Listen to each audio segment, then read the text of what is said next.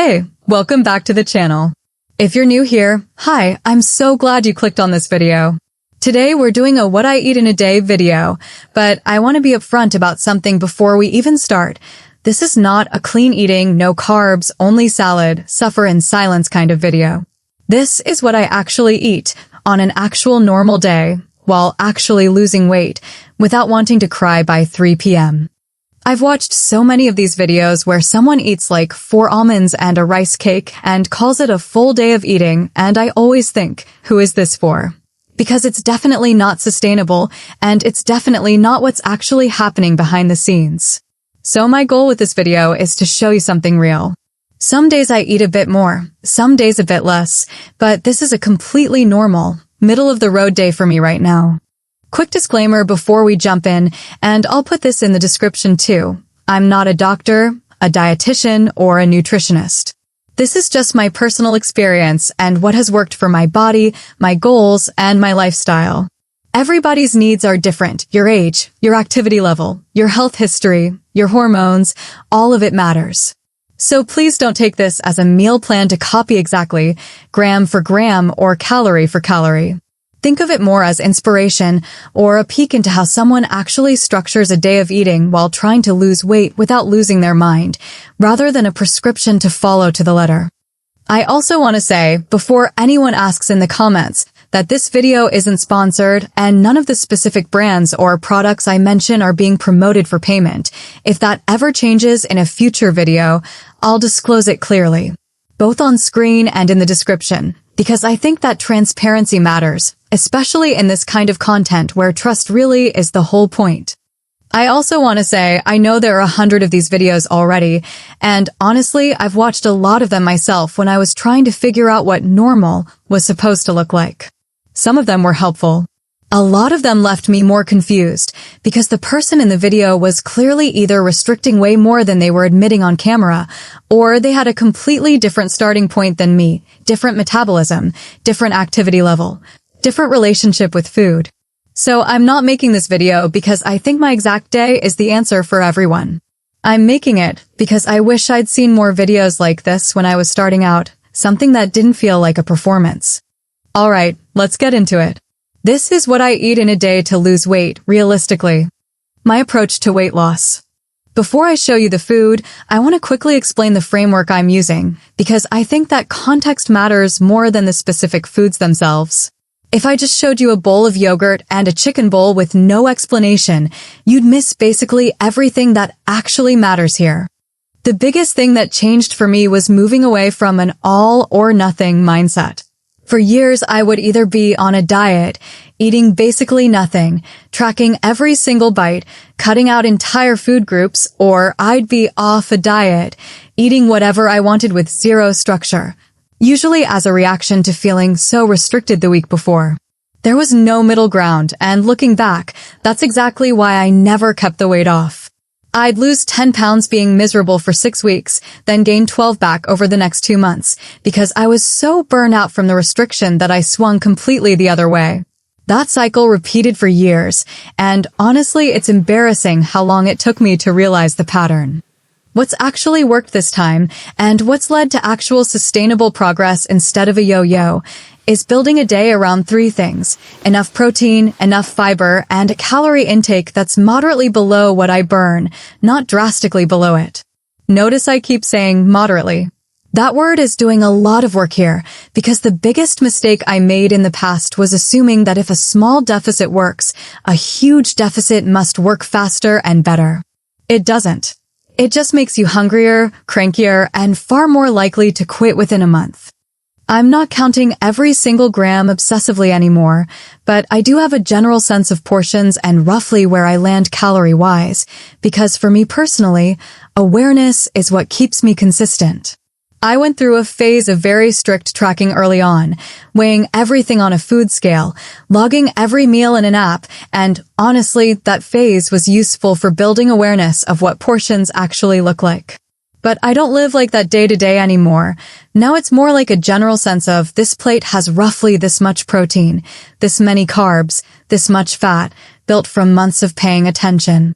If tracking isn't your style, that's completely fine. Some people do great with a more intuitive approach, others do better with more structure, and there's no one right answer here.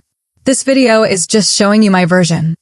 I also want to mention, I still eat carbs, I still eat things that aren't diet food, and I still have dessert, pretty much daily. If a way of eating doesn't include foods you actually enjoy, it's really hard to keep doing it for more than a few weeks, no matter how disciplined you think you are. Willpower is a finite resource, and depending on it forever instead of building a structure you can actually enjoy is, in my experience, a losing strategy. So let's get into the actual day. Morning routine and breakfast. Okay, so my mornings are honestly pretty slow. I don't do a crazy 5 a.m. routine. I'm not journaling and cold plunging before sunrise. I wish, genuinely. I've tried to become that person about 6 different times and it never sticks. I wake up around 7 and the very first thing I do is drink a big glass of water. Nothing magical about it. I just know that after 7 or 8 hours of sleep I'm dehydrated, and honestly it helps me figure out if I'm actually hungry or just thirsty, because those two feelings get confused for each other constantly. I make my coffee next. This part is non-negotiable. I will not be doing this without caffeine, and I don't think that's a personality flaw. I think that's just being a functional adult. I usually have it with a splash of milk, no sugar most days, though some mornings I'll add a small spoon of a sugar-free syrup if I'm in the mood for something sweeter. I used to do the whole black coffee only thing because I thought adding milk was somehow going to derail my progress, and looking back that was such a waste of mental energy over maybe 15 calories. For breakfast, I've settled into a pattern that keeps me full for hours, and it revolves entirely around protein, because that's the piece that took me the longest to figure out. My go-to lately is a bowl of plain Greek yogurt with a scoop of vanilla protein powder mixed in, topped with berries, a tablespoon of peanut butter, and a small handful of granola for crunch. It sounds like a lot when I list it out item by item, but portion-wise it's not huge, it's just dense with protein, which is genuinely the whole point of this bowl. The yogurt alone gives me a solid base of protein, the protein powder pushes it higher without adding much volume, and the peanut butter and granola are there purely for satisfaction and texture. Because a bowl of plain yogurt with nothing else going on is not something I look forward to eating every morning. Some mornings, if I have more time or I'm just craving something savory instead of sweet, I'll make eggs instead. Usually 2 whole eggs plus 2 egg whites, scrambled, with a slice of whole grain toast and half an avocado. I add hot sauce because I truly believe hot sauce makes everything better, and honestly, if you're not adding flavor to your diet food, that might be part of why diets feel so miserable to begin with. Flavorless food eaten out of obligation is not a long-term strategy, it's a countdown to quitting. On weekends, breakfast sometimes looks completely different. Maybe pancakes, maybe a bagel with cream cheese if we're out somewhere. I don't treat those mornings as a failure, I just treat them as one meal in a much bigger week, and the next meal is just a normal meal again, not a punishment or a make-up-for-it situation. The reason I lean so heavily on protein in the morning is pretty simple. It keeps me satisfied for hours in a way that other breakfasts just don't. On mornings where I've eaten something lighter, like just toast or just fruit, I notice I'm ravenous by 10 a.m., genuinely thinking about my next meal within an hour of finishing the last one. And that's usually when I make impulsive food choices later in the day, grabbing whatever's closest instead of what I'd actually planned. Starting with protein has genuinely been one of the biggest shifts for me, more than any specific food or diet trick I've tried over the years. This breakfast usually lands somewhere around 400 to 450 calories, with roughly 30 to 35 grams of protein, though again, I'm not weighing things to the gram every single morning. That's just a rough estimate based on what I know these portions generally come out to after tracking similar meals enough times in the past. Mid-morning snack.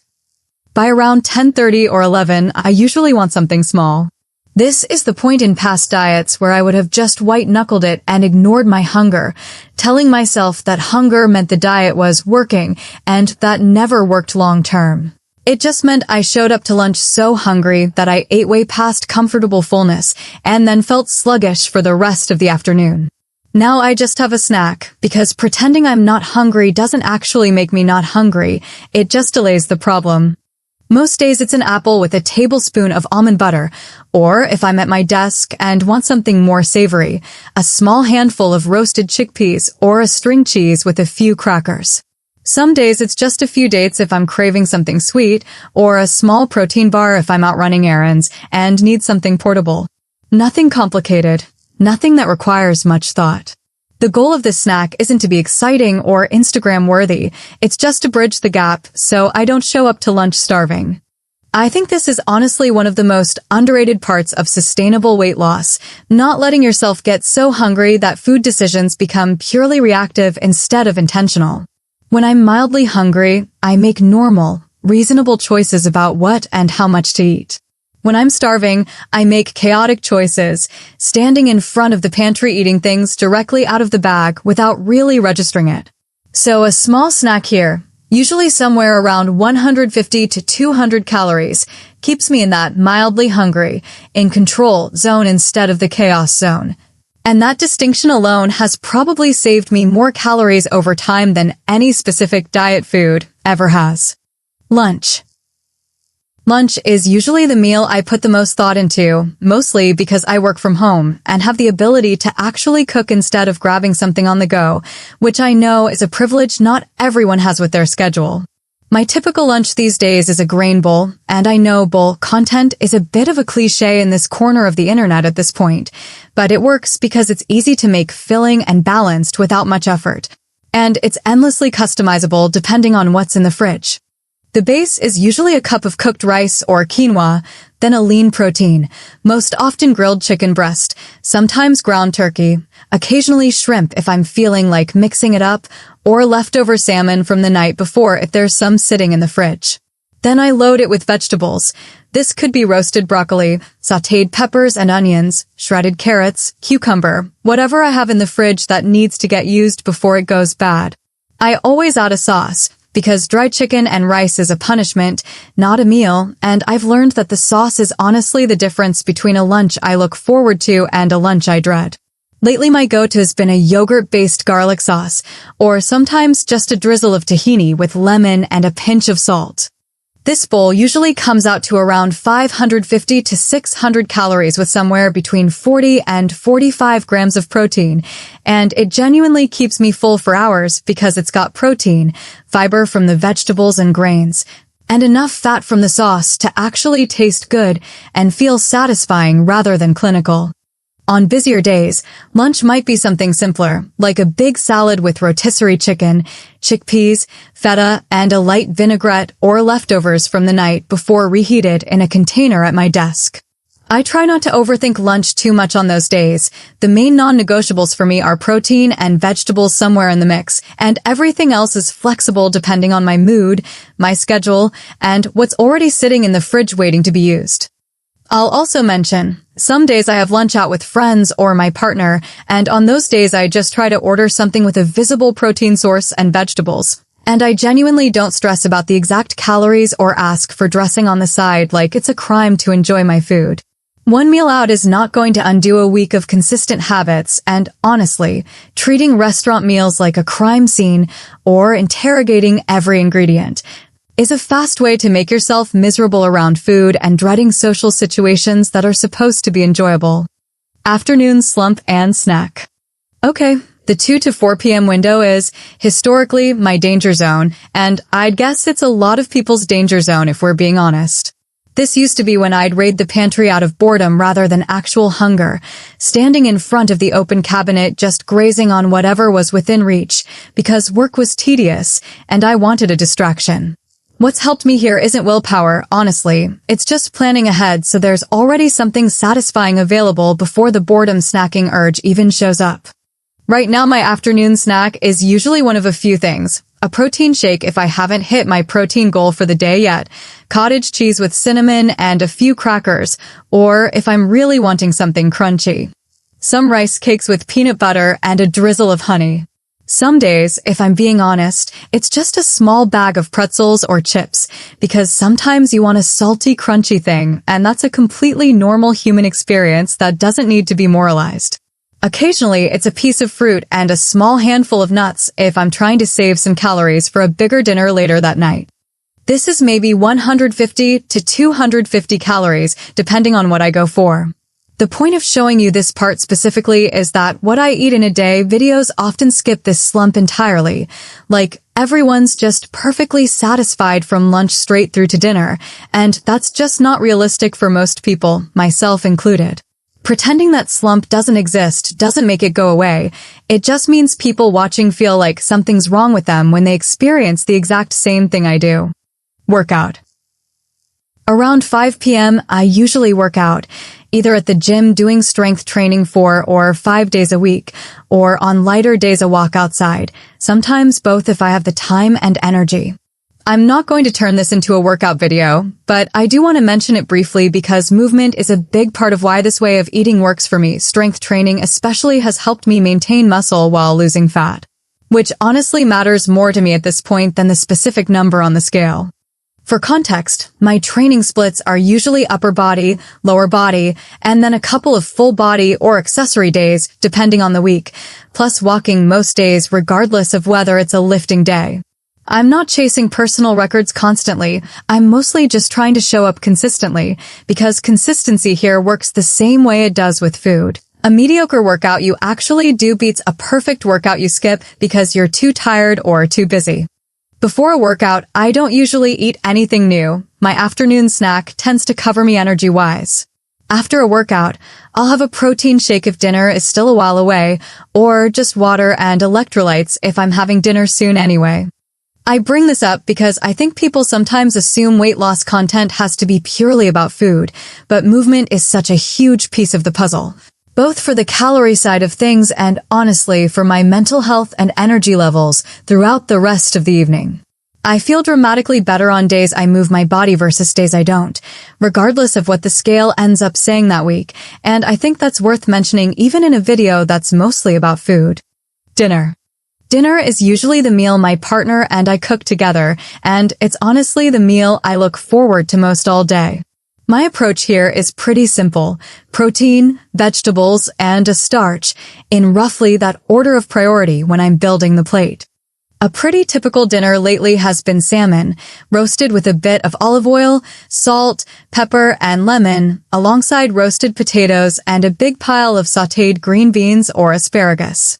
Another regular one is a stir-fry, usually beef or chicken with a mix of vegetables like broccoli, snap peas, and bell peppers, tossed in a homemade sauce made from soy sauce, a bit of honey, garlic, and ginger. Served over a smaller portion of rice than I would have eaten a year or two ago, but still enough that I'm actually satisfied and not thinking about food 20 minutes later.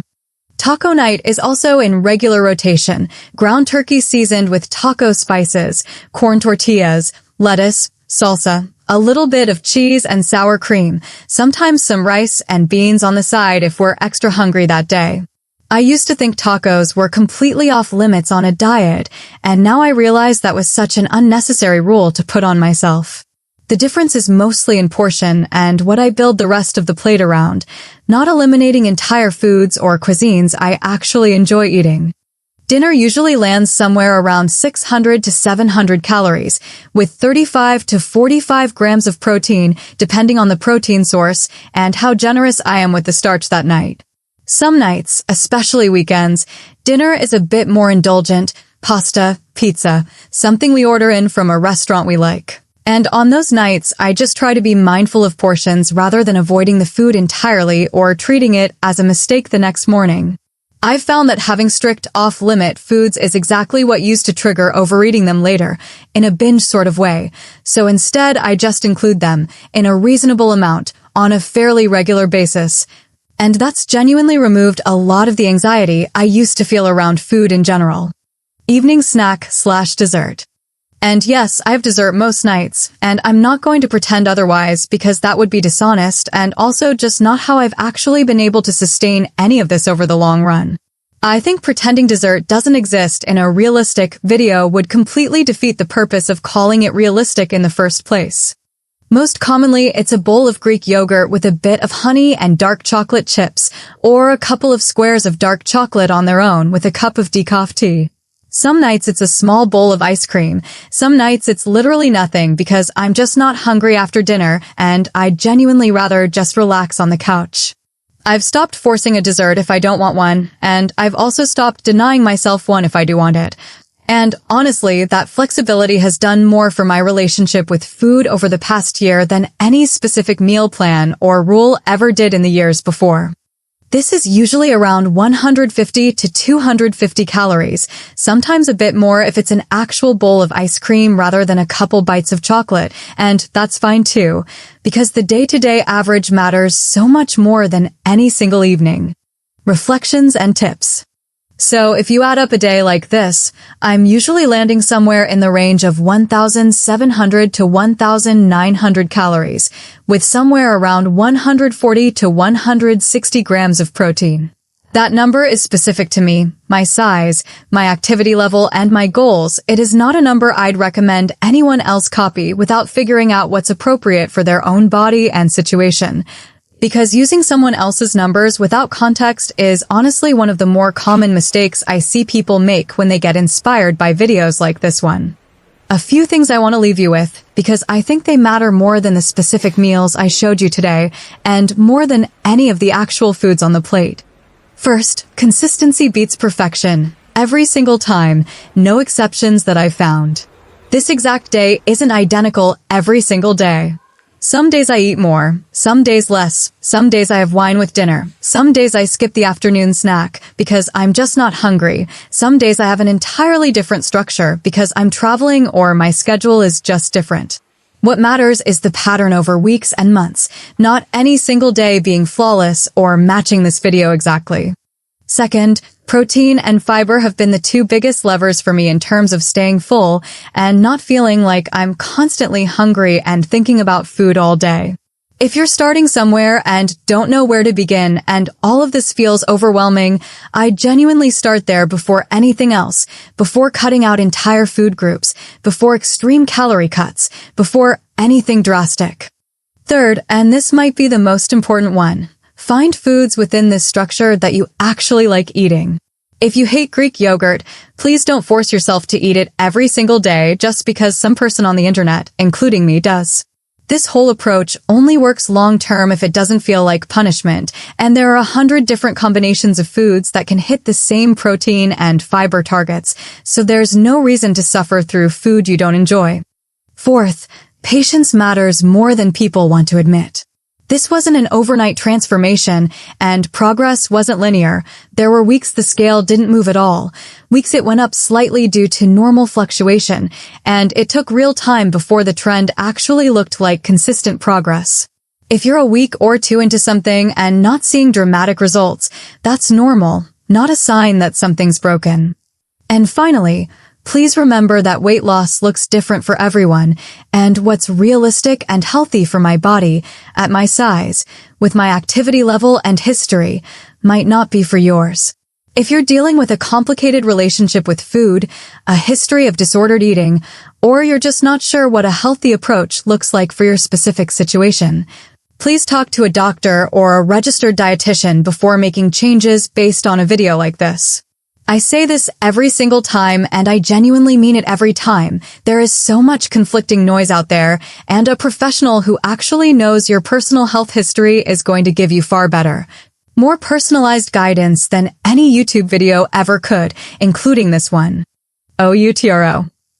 That's genuinely everything I eat on a normal day right now. I hope this felt more real and more doable than a lot of the what I eat in a day content out there, because that was really my goal in making this one, showing the slumps, the snacks, the dessert, and the actual thinking behind it. Not just a perfectly curated highlight reel. If you found this helpful, let me know in the comments what you'd want to see next. I'm thinking either a full week of meals instead of just one day, or a grocery haul that goes along with this way of eating, so you can see exactly what I'm buying and roughly what it costs. Plus how I meal prep some of it ahead of time, so weeknights are easier. I also read every comment on these videos, even if I can't reply to all of them, so if you have questions about anything I mentioned today, drop them below, and I'll try to answer as many as I can in a future video. Give this video a thumbs up if you liked it, subscribe if you're new here and want to follow along with more of this kind of content, and I will see you in the next one. Thanks so much for watching, and I'll catch you next time.